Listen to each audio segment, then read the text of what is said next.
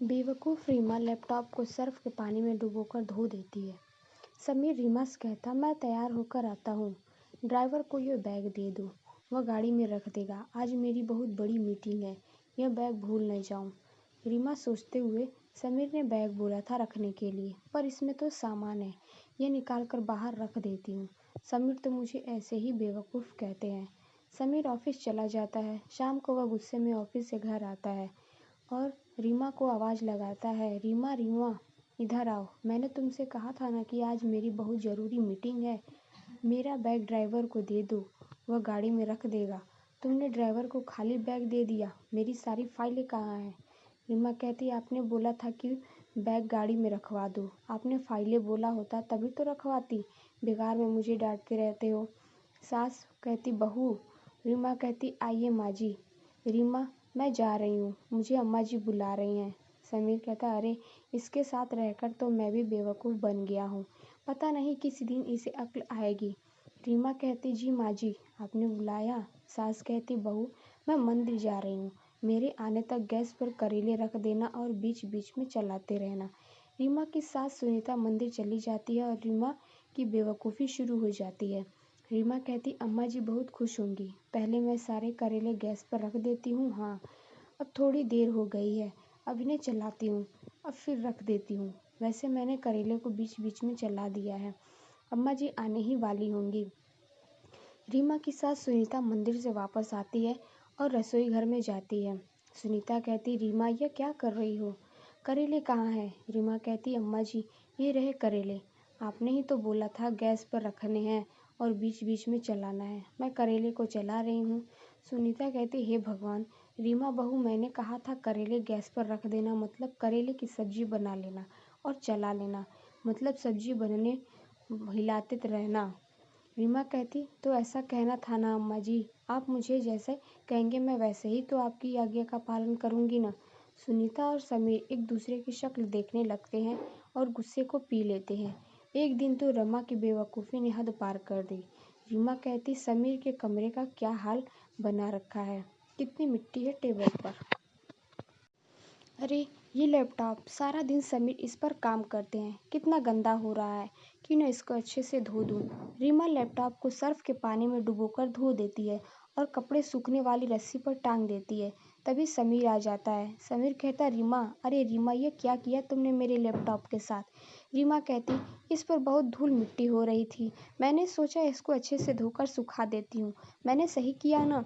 समीर कहता, रीमा तुम सचमुच तुम बेवकूफ़ पत्नी हो, मेरा दिमाग खराब था जो तुमसे शादी की मैंने। सुनीता कहती, रीमा बहू तुम्हें जरा भी समझ है, लैपटॉप भी कोई धोने की चीज़ है? ससुर कहता, क्या बात है, क्यों इतना शोर मचा रखा है? मेरी इतनी समझदार बहू से अगर कोई गलती हो गई हो तो इस तरह से उसे क्यों डांट रही हो? ससुर कहता, जाओ बहू, तुम रसोई घर से जाकर मेरे लिए एक गिलास पानी ले आओ। रीमा कहती, बाबूजी पानी घड़े का लाओ या फ्रीज का? ससुर कहता, बेटा घड़े का ले आओ। रीमा कहती, बाबूजी छोटे घड़े का पानी लाऊं या बड़े घड़े का?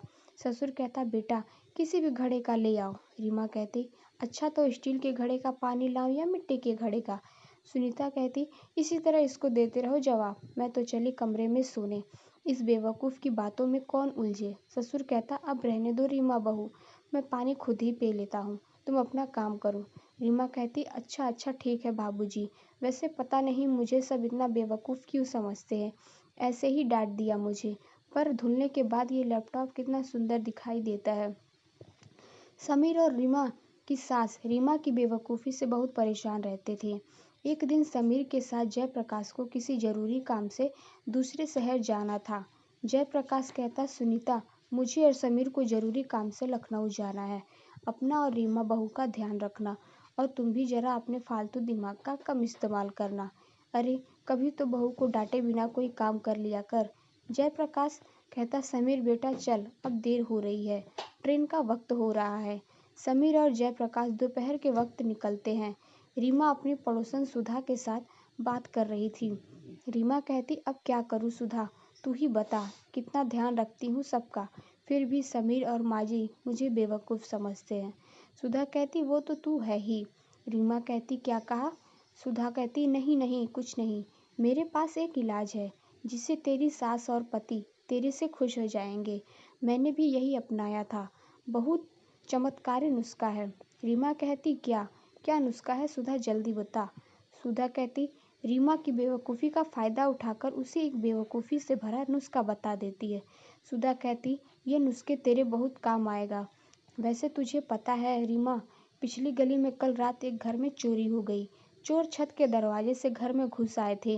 रीमा कहती, क्या छत के दरवाजे से? मुझे याद आया, हमारे भी तो छत का दरवाज़ा खुला रहता है, उसकी कुंडी खराब है। चलो अच्छा है, चोरों को ये बात पता नहीं चली। अच्छा अब मैं जाती हूँ। रीमा को छत के दरवाजे के बारे में बात करते हुए वही चोर सुन लेते हैं। वह बड़े शातिर चोर थे और उसी गली के आसपास ऐसे लोगों के घर की खबर रखते थे जिनके घर चोरी की जा सकती थी। इशारे से दोनों चोर बात करते हैं कि रात में इसी घर में चोरी करेंगे और उस वक्त वहां से चले जाते हैं। रीमा घर के भीतर आ जाती है। रात के वक्त चोर कहता, चल भाई जल्दी से चोरी कर लेते हैं। छत का दरवाज़ा खुला हुआ है। लगता है दोनों सास बहू घर में अकेली हैं। कोई आदमी घर में नहीं है तो चोरी करना और भी आसान हो जाएगा। दोनों चोर चोरी करने ही वाले थे कि तभी रीमा की सास की आवाज़ सुन लेते हैं और सीढ़ियों पर ही रुक जाते हैं। सुनीता कहती, रीमा बहू, ये क्या कर रही हो? पूरे घर में मिर्चों का धुआं क्यों कर दिया? ये मिर्ची क्यों जला रही हो? हे भगवान, मार दिया रे। रीमा कहती, अम्मा जी, ये नुस्खा है, ये आप अभी नहीं समझ पाओगे। पहले इन मिर्चों के धुआं को घर के कोने में फैल जाने दीजिए। रीमा मिर्चों का धुआं फैलाती हुई छत की सीढ़ियों के पास भी जाती है, जिसकी महक से दोनों चोर तेज तेज खांसने और छींकने लगते हैं। उनका बुरा हाल होने लगता है। चोर कहता, अरे कोई बचाओ, इस पूरे घर में मिर्च है, ये कैसा घर है भाई? दूसरा चोर कहता, अरे भाग लो यहाँ से। रीमा कहती, ये किसके खांसने की आवाज़ आ रही है? सुनीता कहती, रमा बहू, ये तो चोर है। चोर चोर, जल्दी आओ बहू, दरवाज़ा खोलो, हमारे घर में चोर घुस आए हैं। चोर कहता, अरे मेरी अम्मा, हमें जाने दे, हम तो बुरे फंसे जो तेरे घर में आ गए थे चोरी करने। सुनीता कहती, रीमा बहू, जरा वो सामने रखा डंडा लाना, इन चोरों की तो आज खैर रही। रीमा और सुनीता दोनों चोरों को पीटने लगती हैं। इतनी देर में मोहल्ले के लोग भी आ जाते हैं और चोरों को पकड़ लेते हैं। आदमी कहता, ये तो वही चोर है जिन्होंने पिछली गली में कल रात को चोरी की थी, मारो इनको। औरत कहती, इन दोनों को पकड़ो और पुलिस के हवाले कर दो। इसके बाद मोहल्ले के लोग चोरों को पुलिस के हवाले कर देते हैं। सुनीता कहती, रीमा बहू, तुमने तो कमाल कर दिया, वाकई में तुम बहुत अच्छी बहू हो। रीमा कहती, सुधा, इधर मुझे लगता है तेरा नुस्खा काम आ गया। अम्मा जी मेरे से पहले अच्छे से बात कर रही हैं। मिर्ची वाला नुस्खा अपना असर दिखा रहा है और उन्होंने मुझे अच्छी बहू भी कहा, नहीं तो हमेशा बेवकूफ़ बहू ही कहती है। सुधा अपना सा मुँह लेकर चली जाती है क्योंकि रीमा की बेवकूफ़ी भरे नुस्खे ने सच में उस दिन कमाल कर दिया। जयप्रकाश और समीर जब वापस लौटते हैं उन्हें भी सारी बात पता चलती है और वो भी हंस हंस कर लोटपोट हो जाते हैं।